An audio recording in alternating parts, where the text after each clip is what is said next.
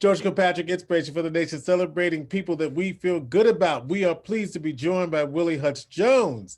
He is the CEO of the Willie Hutch Jones Educational Sports Programming, based in Buffalo, New York, providing services to the children of Erie County. We are so pleased to have this brother in the building today, and he is also a proud member of the Omega Psi Phi fraternity. We cannot forget that. We can never forget that. No, we cannot. That's our internal link and our internal bond. Yes, sir. Yes, sir. And that's a major reason why both of us are committed to service. That's right. Brother Kilpatrick, I appreciate your time to have me on this platform. I'm honored. I'm a humbled guest. Yes, sir. Let's get into the gist of this thing, because I enjoy this. We appreciate it. But let's talk a little bit about you and your background, because we're talking about the educational sports program. Sports is something that you know a little bit about. Tell the people what you've been up to in the sports world back in the day. Well, way back in the day, late 70s, you know, I picked up a basketball, and I got kind of good at it. I was in between two other sports, chess and wrestling back then, but I went from like 5'8" to 6'6" between my freshman and my junior year. Now, in high school. When I was in high school, I was the third best chess player in a building of all males. And that was strikingly interesting, because it was mostly a white dominated sport back then. And for a young man like me, skinny kid coming up, but with a mindset of studying the game and playing the game, I was kicking a lot of butt. And I ended up being number 3 in the building. And I think number 1 might've been one of the best players in this region. Number 2 was pretty much on his coattail. So I was coming up with that thing. But I had a growth spurt, and I had to get away from putting people in headlocks, you know what I'm saying? And wrestling around on the mat. I started growing, and I picked up a ball, and my coach, a guy named Paul Versace back in the day, pulled me from the wrestling mats and got me over to playing basketball. And, you know, as they called it back then, I was a bench warmer. People used to rib and joke on me about, you know, how's the wood? You know, what the wood looked like? What kind of wood was it? Was it pine or maple? You know how your boys get on you and all that. Right. It was something that I had a determination. So throughout the summer, I would go to wherever the best parks were, where the ball players were, and okay, you trimmed me today, but I picked up something from you. George, I picked up your move that you used on me, and now I'm using it on somebody else. So now I took a move he had, and I threw it back on you. So, you know, it was an experiment, because I was a student of the game at that time period, you know, going into my senior year. My skills grew really well during my junior, senior year. By my senior year, I was starting. I grew to about 6'7", and I knew the game then, you know, and I was still learning. But I had an opportunity. We had, like, you heard of the Ruckers and all that. They had one in Buffalo called the Randy Smith League. Anybody who was a who's who in the Buffalo area was on a team there. And we had a team here in Buffalo that was sponsored by the radio station, WBLK, and a guy named Rick James. He put a team together, and we played in an unlimited division. And Randy Smith, of course, formerly of the Buffalo Braves back in the day, which then moved to San Diego, which is now the LA Clippers. That's your history. There you go. So what happened was we won the championship in 82. Another great year, okay? And I was a Neal then too, just for the record, right? Okay. And I got an opportunity to let me back up some. I ended up getting the opportunity to go to college. I had an opportunity, I went to Buffalo State for like 1 year, but the program went from Division II to Division III, and at Division III level, they couldn't give you any types of scholarships. So it was time to move out. I had an option to go to University of Detroit, Oral Roberts, and a school called Vanderbilt University.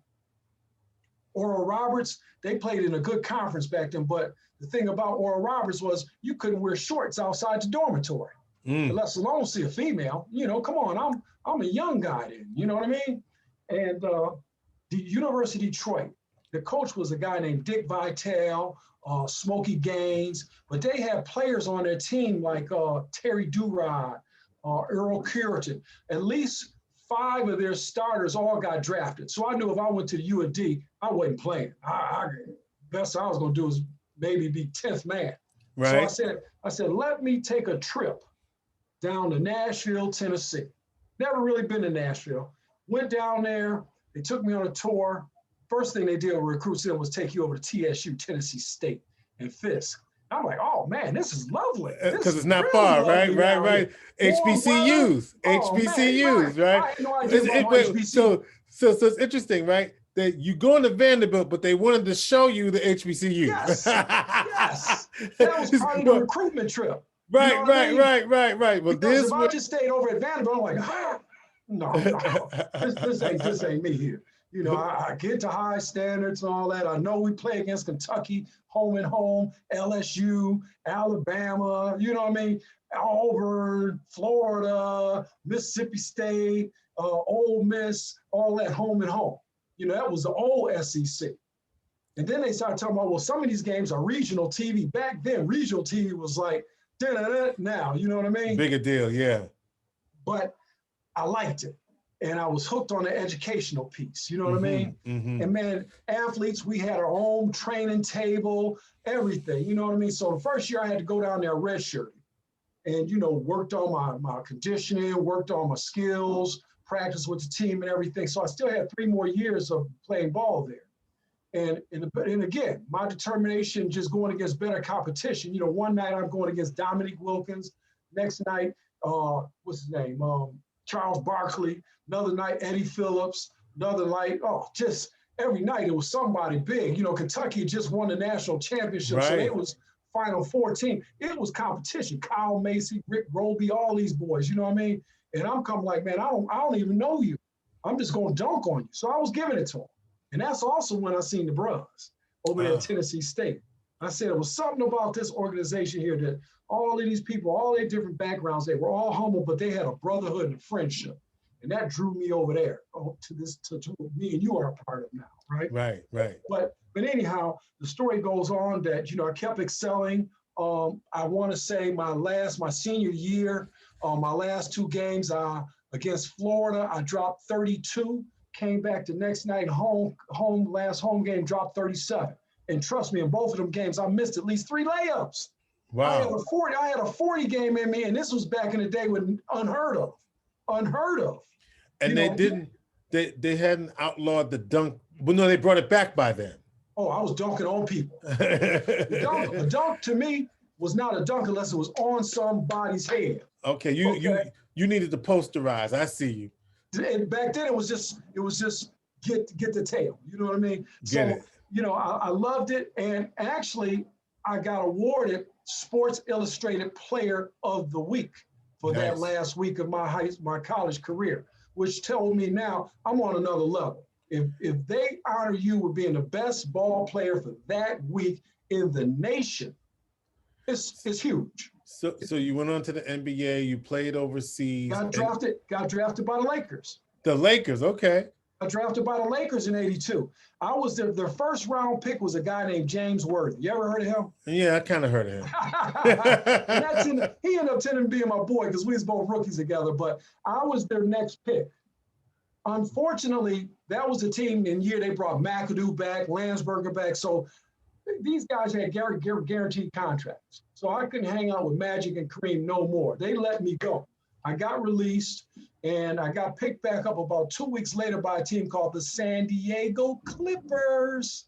Mm-hmm. Now I'm hanging out with Randy. Matter of fact, in NBA, all the veterans have a rookie.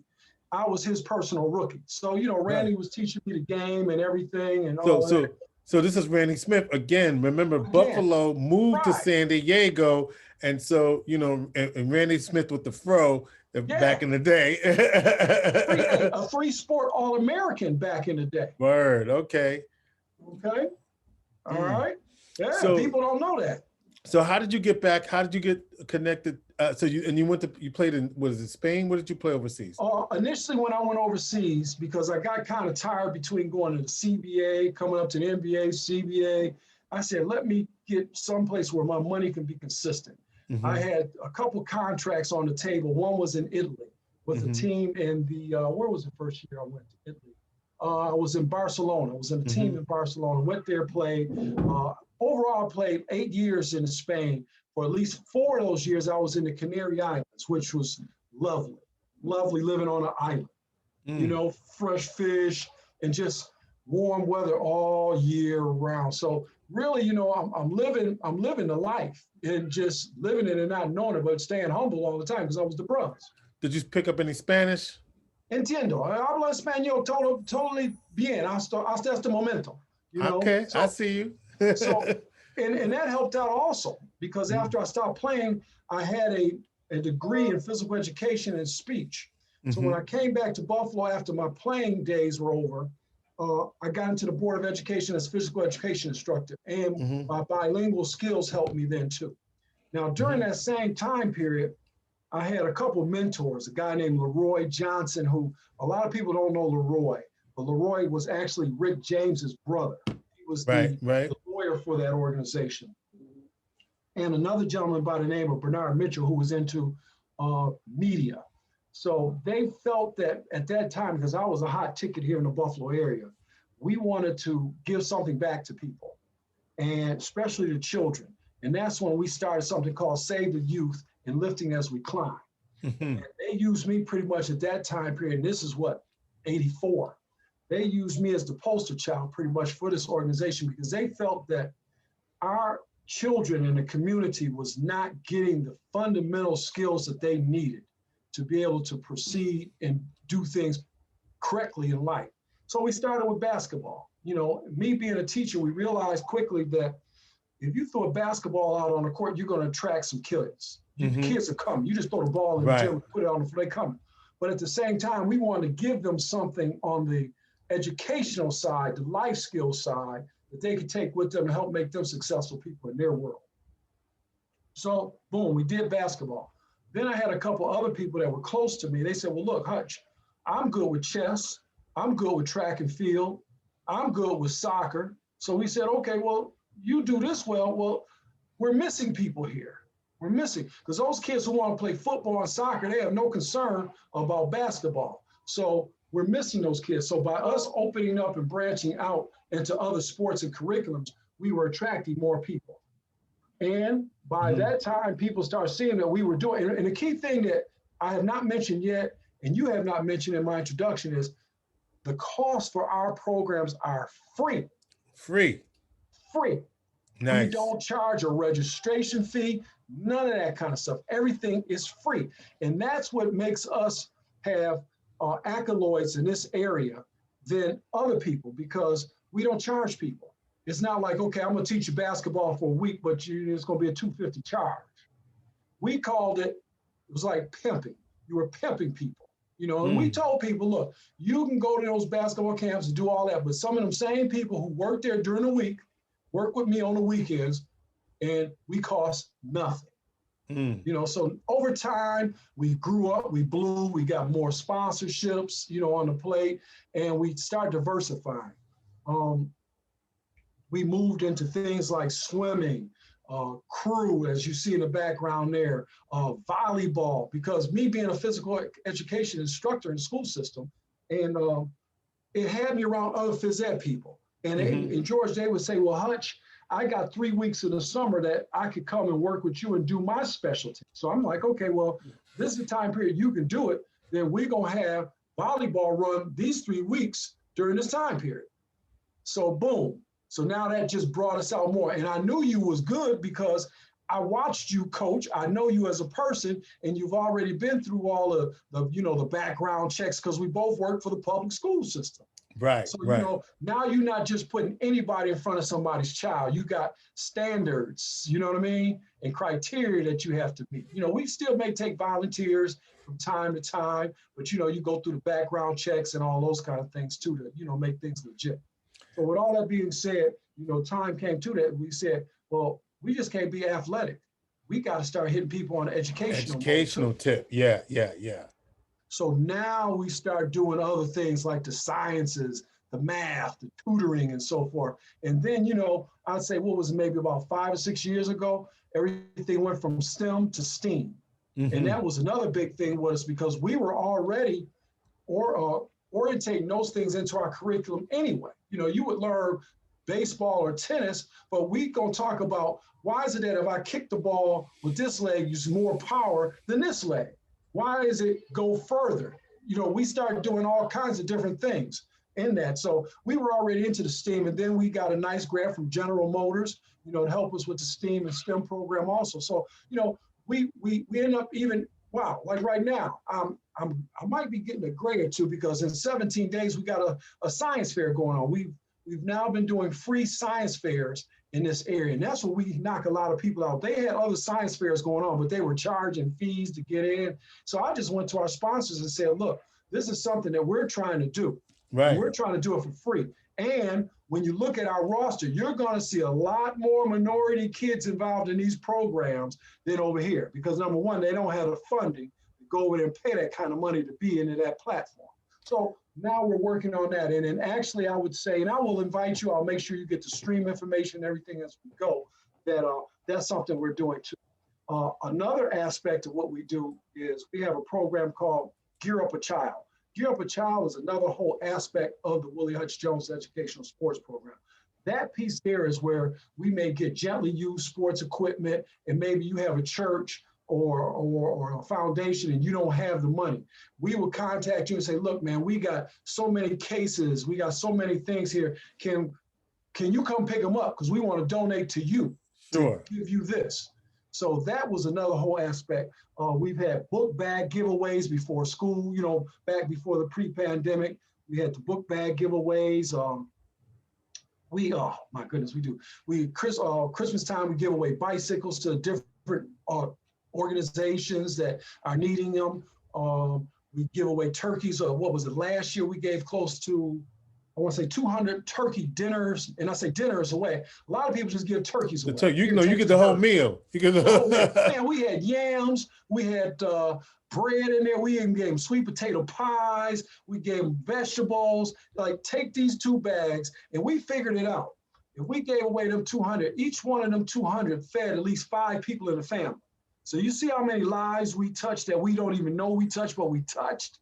Yeah. So what I hear you saying is, I mean, this is, you just want to support these young people. You really want to support these young people and give them access and take away all of the barriers that they have had, or the perceived barriers, to make sure that they have access and opportunity. Correct. You got it. You got it.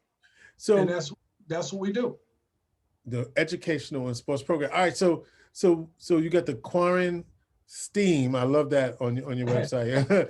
Quarren STEAM. I got 2 women who chair that committee, right? Because Hutch can't do it all, but Hutch is a coach. Right. Hutch realizes that certain people have certain talents. Right. And if that's your talent, I'm gonna pair you up with somebody else who's got that talent, fund you, support you, give you the leeway so that you can do what you do well. Right. Catherine came up with that. I can't say I did. She was sitting there and she said, well, let's call it the Core STEAM. And I said, yeah, quarantine. Yeah, that kind of go, because we're in a quarantine time period for real, Right. And the idea of using that during this time when we're sort of locked down, although we're opening up, some places, right?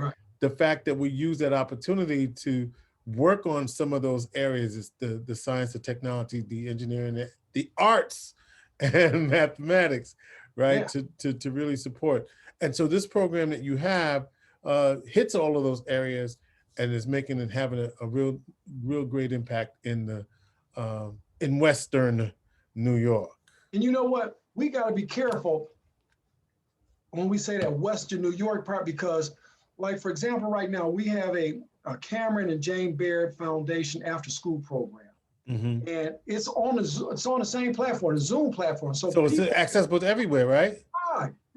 Right. It's just, I think our crutch is people not knowing about it, because I know there's a lot of guardians and parents out there that if they knew that you can go and get a heritage dance, STEAM, chess, team talk, arts, for an hour, 3 days a week, and it costs nothing, and they're going to start jumping on. It's on Zoom.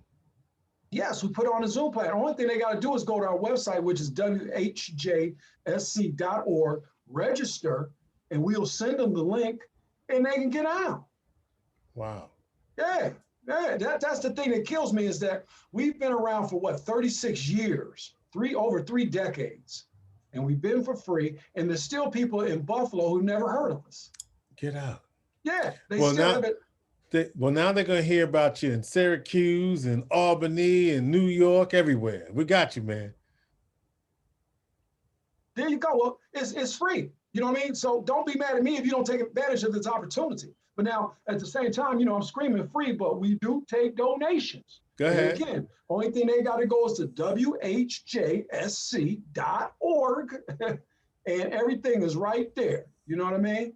Everything. Nowadays, we got people who were in our program now working our program, and that's just how the generation is done. Yeah, and that's always good to see when you can see the fruits of your labor coming back to support the next generation and continue the legacy and continue to build in that way. Yeah. Brother, you're doing good work. That's all I can say. I appreciate, the hookup that you got here, and, hey, let them know we here, we're here for them. And, it's about service. And that's why I can feel good at the end of the day, when I lay my head and, we say our little family prayer or whatever, and it's like, if for whatever reason, the legacy is going to be there, because my daughter runs around the house talking about she's going to be the next CEO. You know what I'm saying? Hey, let's keep that legacy going. All right, Willie Hutch Jones, WHJSC.org. That's how you find out about all of the programming, the free programming, and it's also how you support the work that they're doing, not only in Buffalo, but he's making that program accessible to you too. Willie Hutch Jones, up in here. What? We forgot to say doctor, because it is doctor status, but, I'm too humble. I just kind of keep that. Well, George, let me give you. George, I throw it out when I go into certain rooms and I'm at the tape. I say, excuse me, it's doctor. Okay, Dr. Willie Hutch Jones, let's do that. Let's give the brother his honorific. But we love the work that you're doing.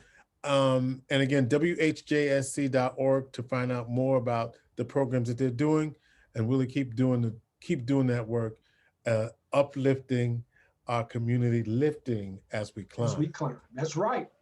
Inspiration for the nation.